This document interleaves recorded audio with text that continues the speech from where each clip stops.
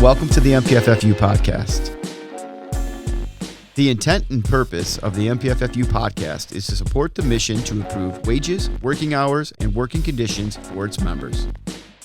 This podcast will disseminate evidence-based relevant information, resources, and strategies. To accomplish this, the MPFFU Podcast will provide reliable, factual, and actionable information that strengthens, empowers, and supports the MPFFU members and locals through united action. Now our host, Geoff Lassers. Hello everyone and welcome to episode 15 of the MPFFU Podcast. I'm Geoff Lassers and I've been a firefighter paramedic with the West Bloomfield Township Fire Department, Local 1721, since 2004. This episode was recorded live at the MPFFU Education Seminar that took place at the Suburban Showplace in Novi, Michigan on May 15, 2023. During that seminar, I took part in emceeing the political action panel discussion. The panel included Matt Sahr, the MPFFU President, Scott Bala, the MPFFU Political Action Committee Chair, and Melissa McKinley, who is the MPFFU's lobbyist. During the discussion, the panel members talked about various political issues and how they may impact the MPFFU and its members. This was a fantastic episode that provides a clear and concise description of the current political landscape that will shape the future of Michigan's professional firefighters. This episode is brought to you in part by Fresh Coast Custom Leather Works. The folks over at Fresh Coast create beautiful, custom, handcrafted, American-made leather goods. This Michigan-based company has a great selection of high-quality, customizable products for firefighters, including suspenders, radio straps, radio holsters, chin and glove straps, shields, and passports. Purchase a set of suspenders and get 10% off the rest of your purchase. Visit freshcoastleather.com for more details. This episode is also brought to you in part by Arrowhead Behavioral Health, located in Fowlerville, Michigan. Arrowhead Behavioral Health provides specialized trauma therapy services for people of all ages that may be suffering from anxiety, depression, and even PTSD. The Arrowhead team is comprised of culturally competent male and female therapists that offer a variety of therapy options, including EMDR. Arrowhead Behavioral Health accepts a wide range of health insurances. They offer live and virtual visits and have a depth of experience serving first responders and their families. Go to abhtherapymi.com for more information or call them directly at 517-375-8798. Please email us your feedback and tell us what you think about this show or send us ideas for future episodes to mpffupodcast@gmail.com. Also, check out our Instagram account at m.p.f.f.u. And please subscribe to the Michigan Professional Firefighters Union YouTube channel. Thank you and enjoy the show. Hello, everybody. My name is Geoff Lassers. I'm with West Bloomfield Fire Department, Local 1721. Been there since 2004. So I'm going to be your host talking to really Matt and Melissa and Scott about what's going on through 2023 and beyond. To start things off, Scott, can you provide us with an overview of the MPFFU Legislative Issues book that everybody's going to get a chance to see today? Really, what is it? Why is it, and who is it designed for? The book is designed, obviously, initially for state elected officials, educate them on our key issues, our priorities in the legislative session. But it also is going to be a great tool for our members and right on down to local elected officials. But first and foremost, the policymakers in Lansing need to know what's important to us. And so this book is going to help keep educating them about the issues that are important to us. And then this book is up and running now. We can change it every legislative session and update it going forward. When we look at the surrounding states and the number of full-time professional firefighters per 100,000, Michigan is severely lacking. We are about half as many as the surrounding states. And so that's a big issue. That is a problem. So how do we fix some of that? If we jump to page 6, kind of two things combined there, the collective bargaining rights under para and mandatory staffing levels. For those that don't know, we used to be able to negotiate, at least have a seat at the table for talking about staffing. It was a mandatory subject of bargaining. That went away a number of years ago, lost at the Supreme Court. We are trying to get an amendment in para to bring that back to the table so we can at least sit down at the table and move that through the negotiation process. And our lobbyist, Melissa, just updated me. We do have Representative Hosma out of Battle Creek is working on a bill right now to amend para to get mandatory subject of bargaining back in the state law. Fantastic. Now, Melissa McKinley, you've been doing this for about 15 years. And 2023 is, showing a lot of changes in compared to the past. But in your opinion, how does 2023 compare to the last 15 years of your career here? So a lot's happened. When I first started, and I first started representing the Michigan Professional Firefighters Union, I had the great pleasure of working with President Emeritus Paul Huffnagel, and we were coming on the end of the Granholm era. And the benefit that we had at that time is, as a Democrat in the leadership office, any of the policies that maybe we did not like from the Republicans, or the legislature, I should say, we had a stop measure. And so while we were preparing and hoping for a tax to Public Act 312 at the time would be staved off because we had that, we didn't know what was coming next. And then we had the next 8 years, which you all remember under the Snyder era, which was an attack every day. And it was a level of insanity that I think I have my own level of PTSD from, in trying to fend off attack after attack after attack. And thankfully, many of you came and stood by our side at the Capitol December after December, trying to ensure that we weren't having your rights taken away. And so I think that's probably the biggest change we've seen is over the last 4 years, we haven't had to stand on the steps of the Capitol every December. We've had the support of a governor again. And now in 2023, we have the trifecta of Democrats leading the governor's office, the House, and the Senate. And the reason that's important is because historically they are supporters of labor rights and protecting and restoring what was taken away during that terrible period of time under the Snyder administration. Well, thank you. It sounds like things have gone more in a positive trajectory on how much negative energy you got to put out there against what's coming at us. It's a lot nicer these days. It feels like it. So speaking of which, Matt Sahr, you have a long history in your interaction with the MPFFU and IFF. And before becoming the president, you spent time as the Political Education Committee chair. You're finishing up your freshman year as the president, rookie year, however you want to term that. So same kind of question. How does 2023 compare to years past in your history with the MPFFU? In years past, we've never had a House, Senate, and the governor. It's been 40 years since we've had something that they were favorable towards us. But in the years past, we'll even go 1 year back just for a perspective on it. When they were doing the 2022, 2023 budget, there was things in it that we couldn't do anything with because we didn't control, or we didn't have friends that were in the House because they didn't control the appropriations chairs like we now have. So now when we go to Lansing, we get a seat at the table and we get to talk to friends of ours that we supported through our politics.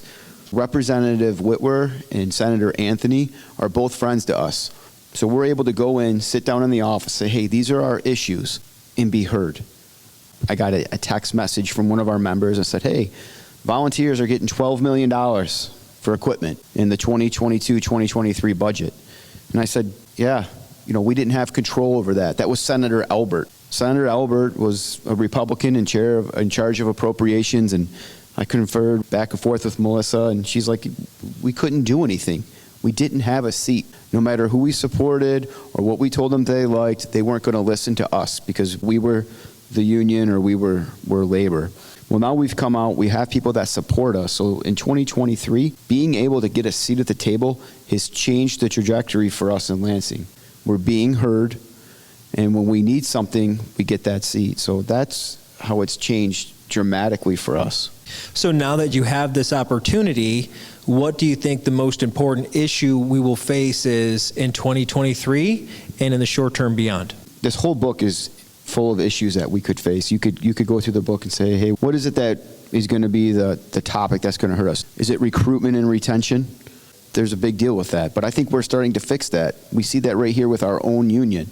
You guys voted on putting your own dues dollars to help with the recruitment and retention. And that committee has grabbed hold of it, and they're pushing out every day. I'm also hearing back from here in southeastern Michigan, Schoolcraft College or middle of the state, Lansing Community College or Macomb. All of the fire academies are full now. So we are getting people that are interested in the career. The other side of that is the paramedic shortage. So that's an important issue. But I would say it's always going to be, for 2023 and beyond, is a sustainable funding model for our municipalities. The revenue sharing. Now we've had if you hear the governor speak, she talks about a 28% increase since she's got in office. And that's fantastic. So that's huge, just helping us. So it's always going to be, for me, is going to be sustaining us, is going to be through that revenue sharing that comes back to the municipalities. Thank you very much. Now, to get a lot of things done, President Sahr calls upon you, Melissa. Once you receive a directive, what is the first thing you do to get that job done? That's a great question. And each individual circumstance requires a different plan or different path. The first thing is identifying who our champion is going to be in the legislature. And so over time, we have built a number of different champions. Just speaking back on the last question and why we weren't able to be successful with $12 million for that equipment grant. Representative Albert was at the time a longtime opponent of anything labor related and first responder related. He was our arch nemesis when it came to pension benefit reform and trying to eliminate public employee benefits and pension benefits.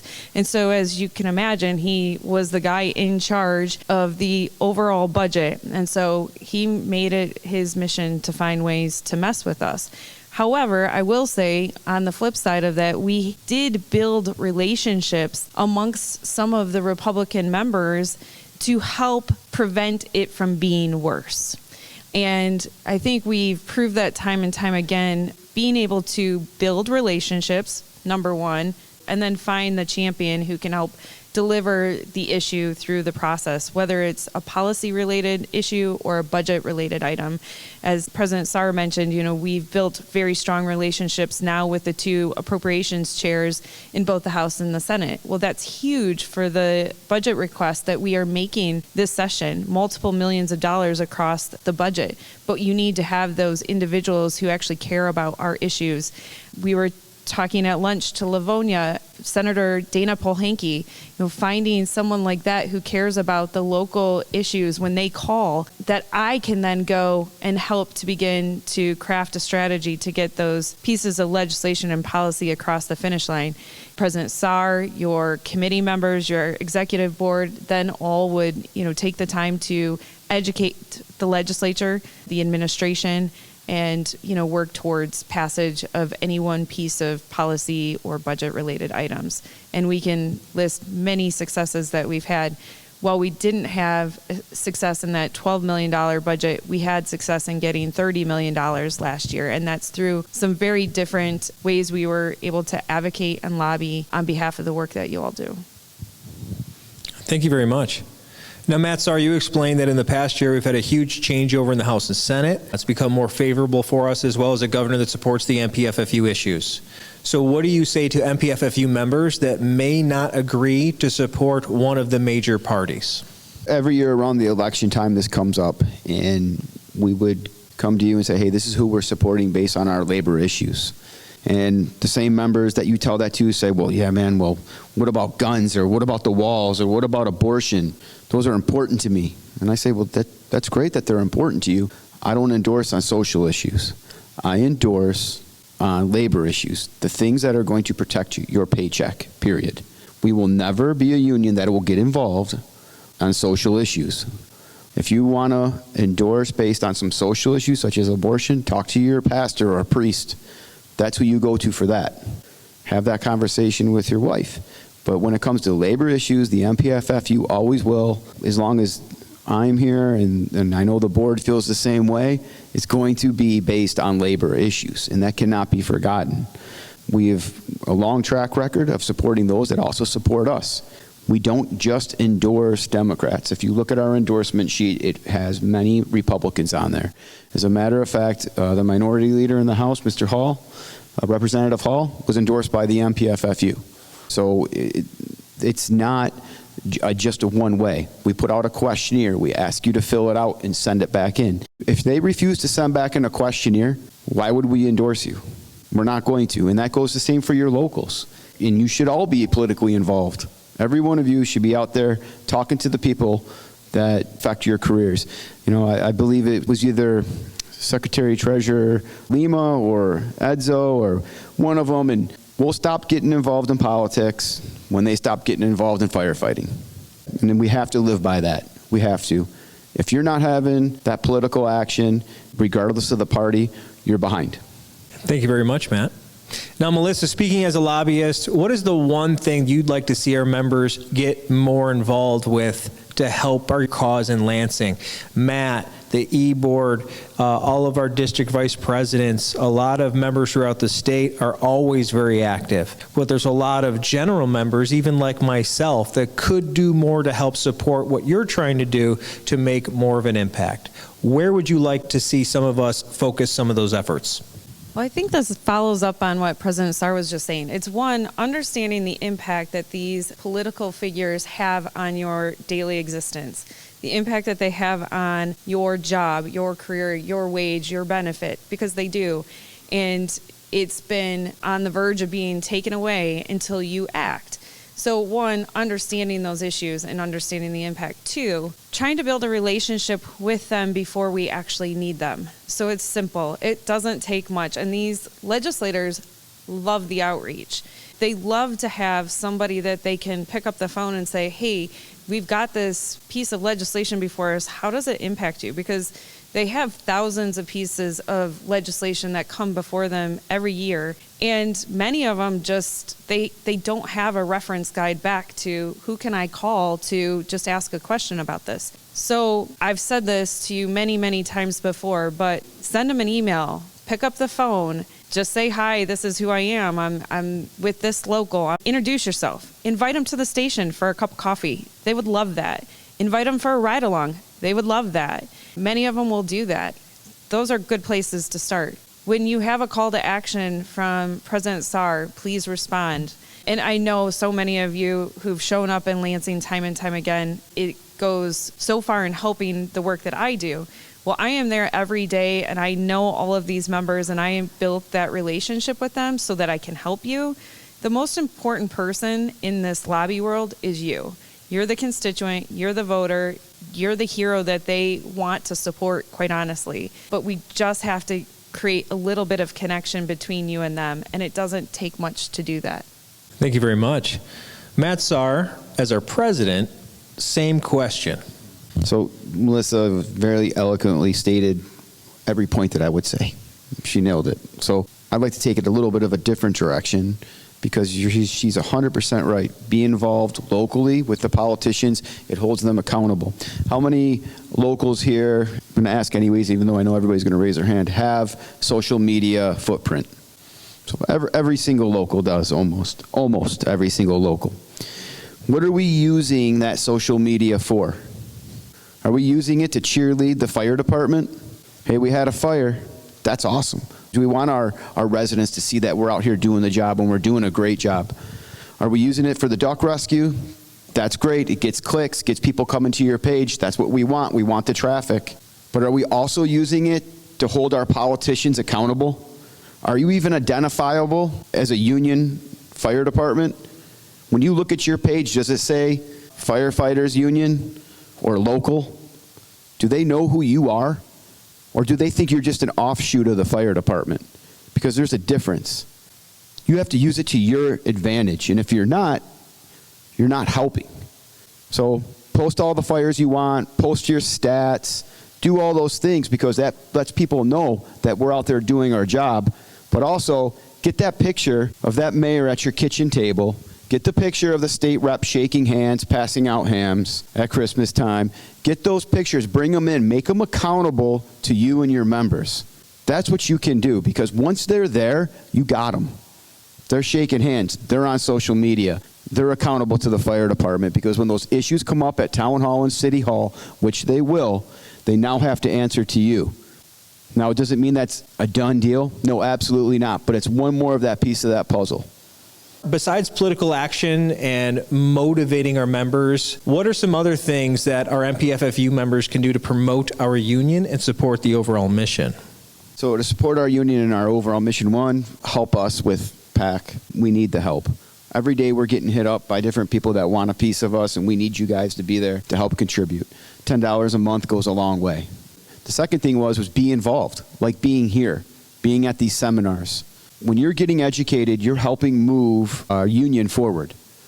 You know, we can all sit around and complain and say things are bad, but when you are out networking and talking to other locals, you'll realize that, hey, maybe you are the lone wolf. Maybe you aren't doing things correct. Maybe there is a better way to do something. That is one of the most valuable things you can do, is be connected. Be involved with the locals that surround you. If you're not doing that and you're not showing up to the things, I'm speaking to the wrong crowd right now, right? Because you guys are here. But we want you to go back, talk to your neighbors, talk to the other people on your locals, and get involved. We have over 450 executive board members across the state of our 142 locals. We have about 150 people registered here today. Are we going to be able to capture every single one of our e-boards? No. But it would be nice to have a little bit more of those locals here so we can communicate and network. So if you want to help the MPFFU and promote us and our union, one, get involved. If you're not involved, you're missing out.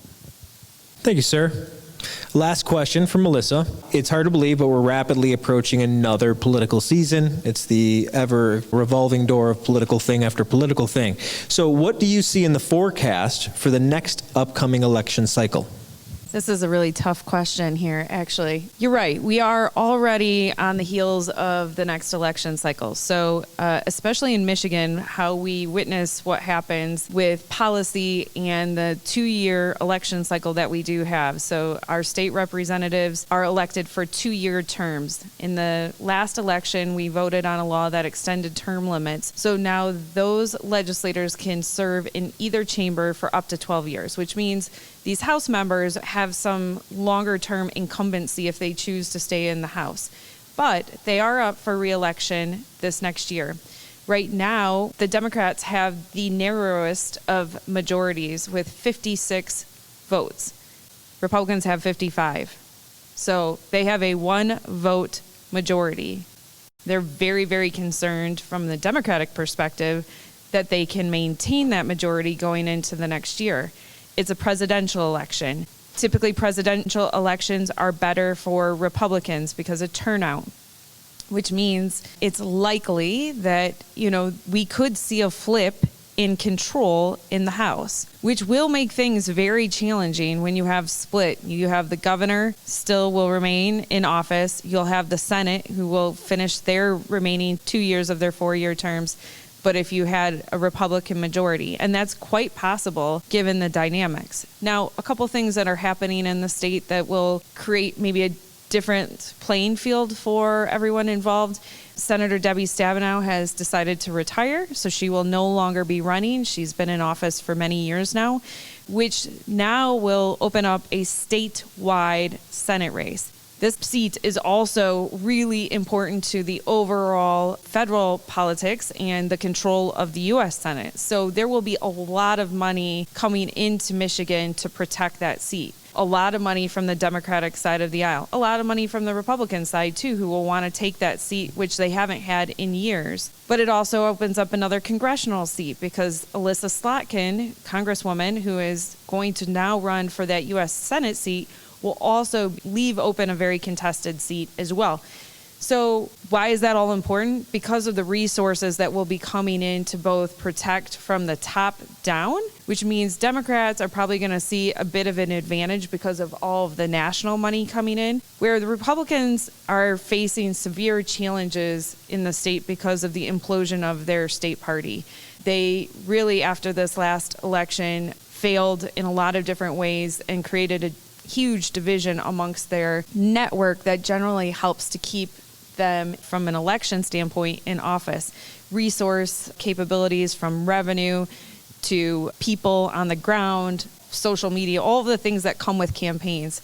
And so they don't have an organization, and it's going to be tough to build one in the time that they need to. And it's also going to be more difficult for them because I think the amount of national money that'll be coming into the state. However, that all being said, we are a very purpley state and anything is possible, especially with a 1-seat majority. While the majority has been great in the state of Michigan for the Democrats, it's been very challenging because with 1 seat, they have to have everybody there at every day of session. They have to get every person to align. And guess what? Just like in previous sessions with the Republicans where they have maybe a more conservative wing than their more moderate wing, you have to try and appease. Well, the Democrats have some very uber progressives that don't always align with the more moderate Democrats, which has made it really hard to get votes on a lot of different things already. So whatever happens, I know the Democrats are hoping to keep control, but push at least to get a couple more seats so they have a little bit cushion and protect. it's a toss-up right now to what happens next year. And I know that's not a great answer, but you can see there's a lot of different factors that come into play. And Democrats are doing everything that they can to shore up their base with some significant pieces of policy that they've passed. It's probably been one of the more effective first 100 days of any legislature ever, based on the amount of major policy decisions being made. But that all remains to be seen what the wider public wants to do. And I also think that the big wild card in this conversation is who's running for president. Is President Biden going to be able to stick it out through the entirety of this election? Is it former President Trump who is the candidate? All of those things will have a significant role in what happens here in Michigan. Thank you very much for all that detail and things to consider. And thank you, Matt and Terry and Scott. And as we close out, I want to say it's been a great experience working for the MPFFU since October. I've had nothing but great experiences. My eyes have become more and more open about what is being provided me through my union than prior. I've been in this union since 2004. And like everything else in life, you find out you don't know everything until you get in the mix of it. Like, ugh, I really don't know everything. So I'm learning more and more, and I appreciate this opportunity. Thank you for trusting me to convey the message of the MPFFU in the podcast and beyond.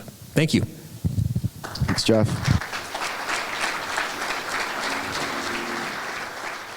That is all for the show today, everybody. Thank you, Matt Sahr, Scott Bala, and Melissa McKinley for joining me on the 15th episode of the MPFFU podcast. I hope all of our listeners enjoyed the show and now have a better understanding of the current political landscape of Michigan and how it may impact Michigan's professional firefighters.